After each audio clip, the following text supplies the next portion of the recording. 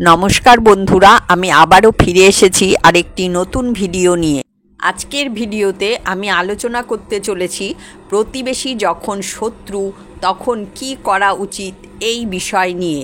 শুরু করার আগে বলে রাখি বন্ধুরা, চ্যানেলে এরকম ভিডিও আরও দেওয়া রয়েছে, দেখে আসবেন। চ্যানেলটিকে অবশ্য করে সাবস্ক্রাইব করবেন।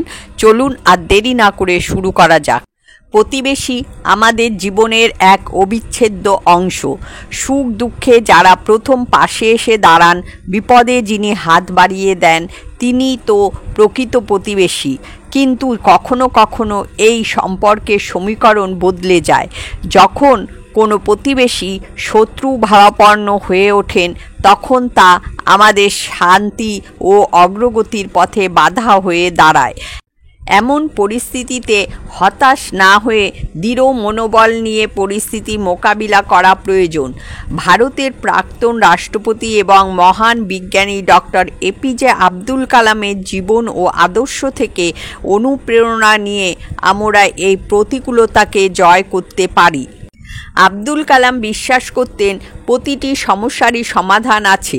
শত্রুকেও পরাজিত করা সম্ভব, তবে তার জন্য প্রয়োজন সঠিক কৌশল এবং ইতিবাচক মানসিকতা।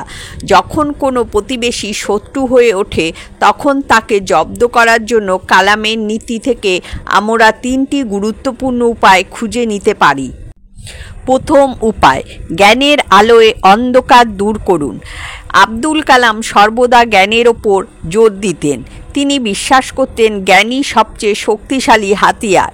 শত্রুভাবাপন্ন প্রতিবেশীর মোকাবিলায় প্রথম পদক্ষেপ হওয়া উচিত পরিস্থিতির গভীরভাবে পর্যবেক্ষণ করা এবং তাদের শত্রুতার কারণ বোঝার চেষ্টা করা।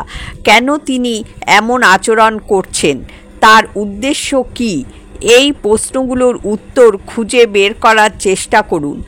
তাদের দুর্বল দিকগুলো চিহ্নিত করুন, তবে প্রতিশোধের জন্য নয়, বরং আত্মরক্ষার জন্য।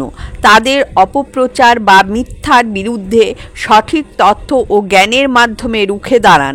মনে রাখবেন, অজ্ঞতা এবং ভুল ধারণাই অনেক সময় শত্রুকে আরও শক্তিশালী করে তোলে।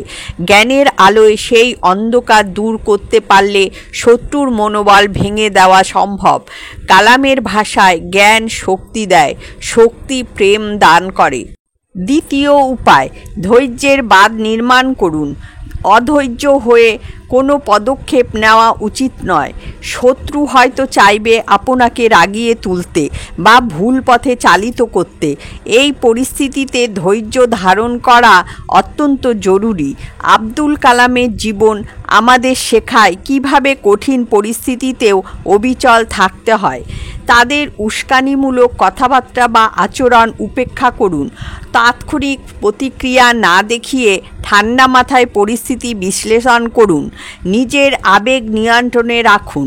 মনে রাখবেন, ধৈর্যের বাঁধ ভাঙলে শত্রু লাভবান হবে। ধীরে ধীরে এবং বিচক্ষণতার সাথে নিজের পদক্ষেপ নিন।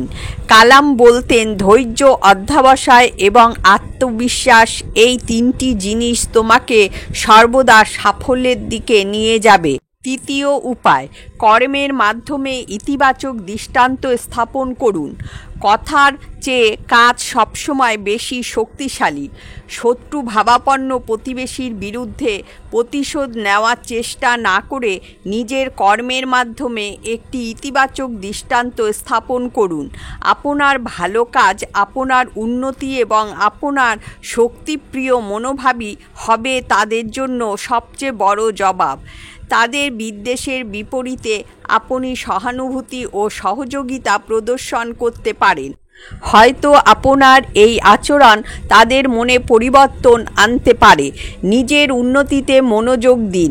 শিক্ষা, কাজ বা সামাজিক কর্মকাণ্ডে সাফল্য অর্জন করুন। আপনার এই অগ্রগতি তাদের ঈর্ষান্বিত করতে পারে এবং ধীরে ধীরে তাদের শত্রুতা কমে আসতে পারে। আব্দুল কালাম বিশ্বাস করতেন, স্বপ্ন বাস্তবায়নের জন্য একা হাঁটো, ভিড় তোমাকে অনুসরণ করবে। আপনার কর্মই অন্যদের পথ দেখাতে এবং শত্রুকে নীরব করতে বাধ্য করবে। পরিশেষে বলা যায়, প্রতিবেশী যখন শত্রু হয়ে ওঠে তখন হতাশ না হয়ে এপিজে আব্দুল কালামের দেখানো পথে চলুন। জ্ঞান, ধৈর্য এবং ইতিবাচক কর্মের মাধ্যমে আপনি অবশ্যই সেই পরিস্থিতি মোকাবিলা করতে পারবেন এবং শান্তির পথে এগিয়ে যেতে সক্ষম হবেন। মনে রাখবেন, সত্যিকারের জয় সেখানেই যেখানে শত্রুকে পরাজিত না করে তার মন জয় করা যায়। আজকের জন্য এ পর্যন্তই বন্ধুরা, দেখা হচ্ছে পরের ভিডিওতে। চ্যানেলটিকে অবশ্য করে সাবস্ক্রাইব করবেন। সকলেই ভালো থাকবেন, সুস্থ থাকবেন। ধন্যবাদ।